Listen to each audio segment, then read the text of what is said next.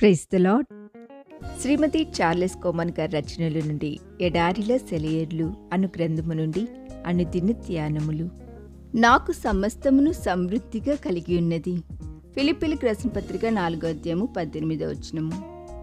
నా వద్ద ఉన్న తోటపని పుస్తకం ఒక అధ్యాయంలో నీడలో పెరిగే పూలు గురించి ఉంది. తోటలో ఎప్పుడూ సూర్యరశ్మి పడని భాగాలను ఎలా ఉపయోగించాలి అనే విషయం గురించి అందులో వ్రాసి ఉంది. కొన్ని పూజాతులు ఇలాంటి చీకటికి మారుమూల ప్రాంతాలకి భయపడవట. నిజానికి అలాంటి చోట్లనే అవి బాగా పుష్పిస్తాయట. ఆత్మీయ ప్రపంచంలో కూడా ఇలాంటివే ఉంటాయి. ఇహలోకపు పరిస్థితులు విషమించినప్పుడే అవి పుష్పిస్తాయి. అవి దిగులు మబ్బు కమ్మి మసకేసినప్పుడే విరబూస్తాయి. అపోస్తలుడైన పౌలు అనుభవాలు కొన్ని మనకు అర్థం కావాలంటే ఇదే మార్గం. పౌలు రోమ్లో ఖైదీగా ఉన్నాడు. అతని జీవితాశయం వమ్మైపోయింది. అయితే ఇప్పుడే కమ్ముకుంటున్న ఈ మసక చీకట్లోనే ఆత్మ పుష్పాలు రంగులు విరచిమ్ముతూ తలెత్తుతున్నాయి. జీవితంలో ఆ పూలు పూయడాన్ని పౌలు చూసి ఉంటాడు.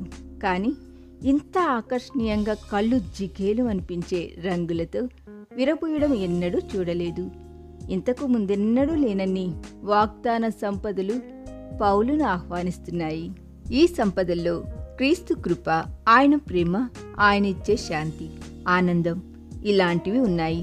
అయితే వాటి నిజస్వరూపం, వాటిలో దాగి ఉన్న మహిమ మసక చీకటి కమ్మినప్పుడే బయటకు ప్రకాశిస్తాయి. చీకటి లోయలే దేవుని మహిమ వెల్లడయ్యే అరుణోదయాలవుతాయి. ఈ ఆత్మీయ సిరులను పౌలు క్రమంగా సంపూర్ణంగా గుర్తించడం మొదలుపెట్టాడు.